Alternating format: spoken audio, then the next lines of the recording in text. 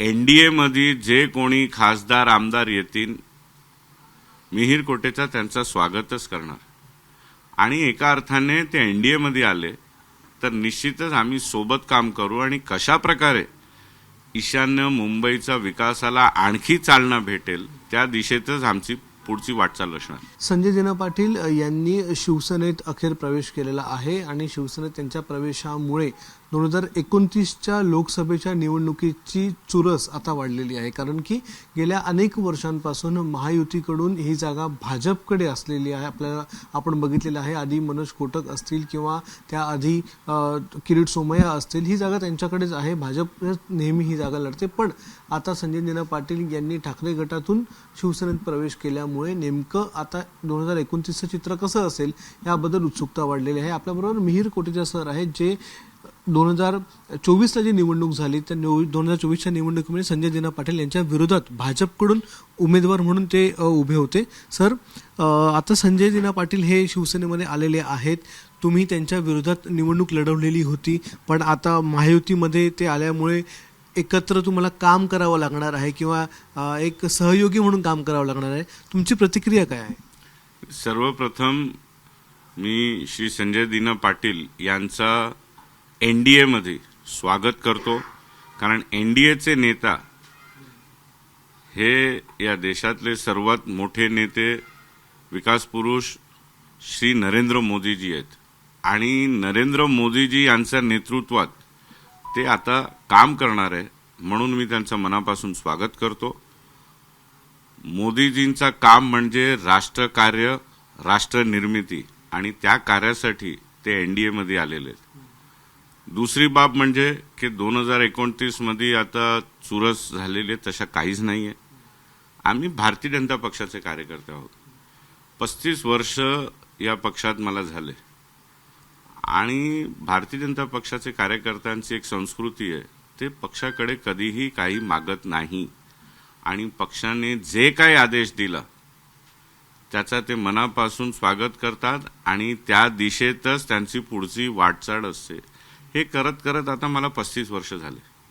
यापुढेही एनडीए मध्ये जे कोणी खासदार आमदार येतील मिहिर कोटेचा त्यांचा स्वागतच करणार आणि एका अर्थाने ते एनडीए मध्ये आले तर निश्चितच आम्ही सोबत काम करू आणि कशा प्रकारे ईशान्य मुंबईचा विकासाला आणखी चालना भेटेल त्या दिशेतच आमची पुढची वाटचाल असणार। पण लोकसभेच्या निवडणुकीला म्हणजे 2029ला जर तुमच्या बरोबर संजय पाटील असतील, कारण की काल एकनाथ शिंदे यांनी पत्रकार परिषदेमध्ये सांगितलंय, जे 6 खासदार माझ्याबरोबर आले, जे तुतारीवर जे मशाल या चिन्हावर निवडून आलेले आहेत, ते 6 खासदार याच्या पुढे शिवसेनेच्या धनुष्यबाण या चिन्हावर पुन्हा एकदा 2029ची निवडणूक जी ती लढणार आहेत। जर संजय पाटील यांनी तर दावा केला आणि त्यांचं देखील असं म्हणणं की मी आधी बोलणी करूनच मी आलेलो आहे, ते दावा करणारच आहेत, तर मग भाजपची भूमिका काय असेल? हे बघा, भाजपची भूमिका हे आमचे केंद्रीय नेतृत्व, पार्लमेंटरी बोर्ड, राष्ट्रीय अध्यक्ष, राज्याचे मुख्यमंत्री, महाराष्ट्राचे पक्षाचे अध्यक्ष हे शिंदे साहेबांसोबत बसून जे काय निर्णय घेणार त्या निर्णयाचं आम्ही नेहमी स्वागत केलेलं आहे आणि यापुढे करणार आहोत। तर याचा तसं काहीच नाहीये। पुढचे 3 वर्ष एनडीएचे सांसद म्हणून, एनडीएचे खासदार म्हणून त्यांच्या सोबत या विभागाचा प्रत्येक समस्याचा निवारण करणे आणि कशा प्रकारे ईशान्य मुंबईचा विकासाला चालना भेटेल माझी त्याच दिशेत वाटचाल असणार आहे। थोडी अडचणीचं होणार नाही का? कारण की 2024ला तुम्ही त्यांच्यावर प्रचंड टीका देखील केलेली आहे, कारण की त्यांचं मागचं काम किंवा आधीचे त्यांचे पक्षातले वेगवेगळी कामं, ते आधी राष्ट्रवादीमध्ये होते तेव्हाची कामं, या सगळ्यांवर तुम्ही खूप मोठी जहरी टीका देखील केलेली आहे। मग आता ज्यावेळी त्यांच्या बरोबर बसून तुम्हाला काम करायचं त्यावेळी थोडीशी अडचण नाही होणार? नाही, हे बघा, वैयक्तिक माझी आणि त्यांची काहीच दुश्मनी नाहीये, आमची चांगली मैत्री होती।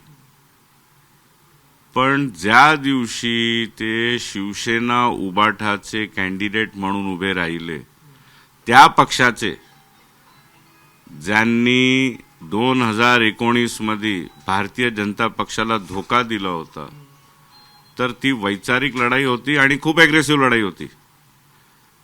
आता ते एनडीए मध्ये आलेले आहेत आणि एनडीए मध्ये आल्यानंतर हे आता पहिल्यांदा श्री संजय दिना पाटील हे एनडीए मध्ये खासदार म्हणून काम करणार आहे. आणि मला गॅरंटी आहे मोदीजींचं नेतृत्व आता यापुढे सर्व काम विकासाचेच होणार आहे आणि या जिल्ह्याचा विकासाला गती 100% भेटणार आहे असा मला ठाम विश्वास आहे. पण म्हणजे लोकसभेचा 2029चा दावा भाजप या मतदारसंघावरून सोडणार.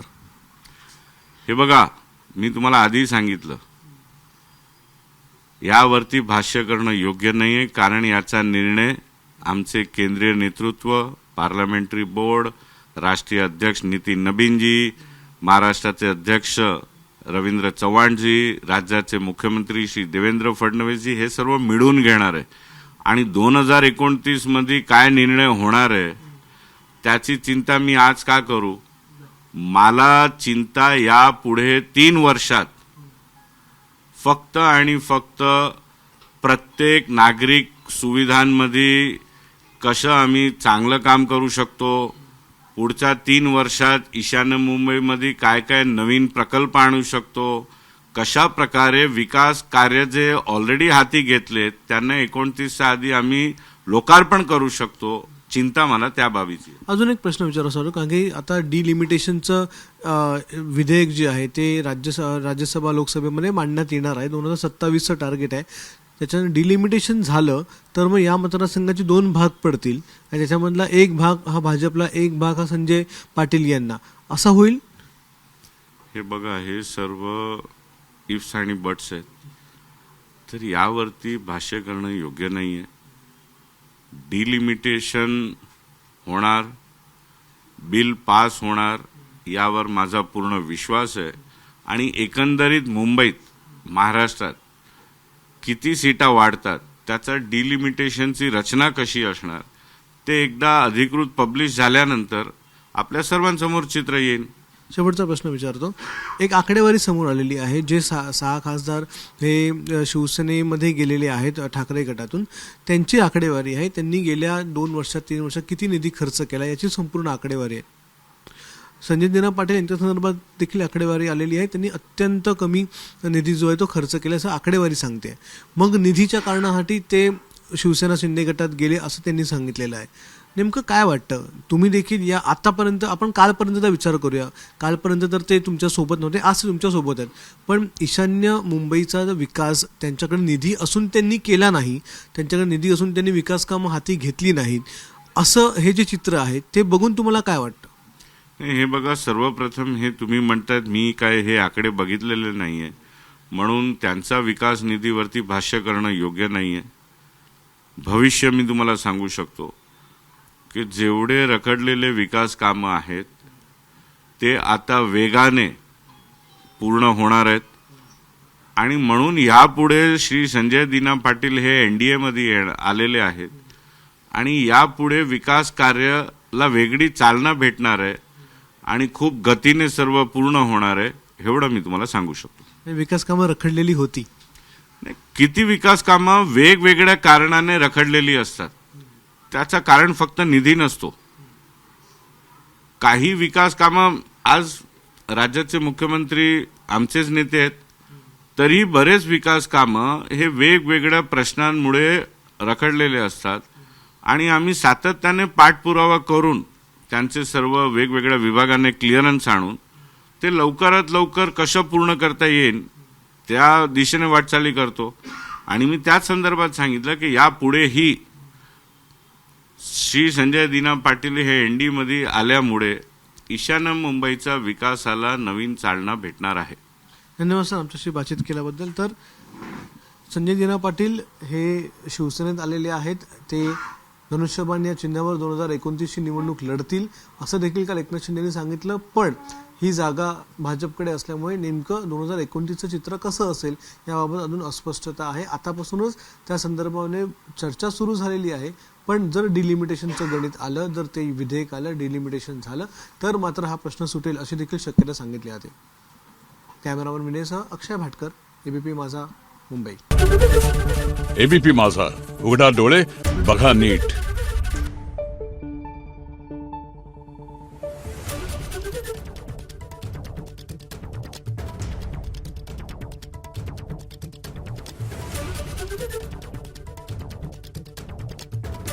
Thank you.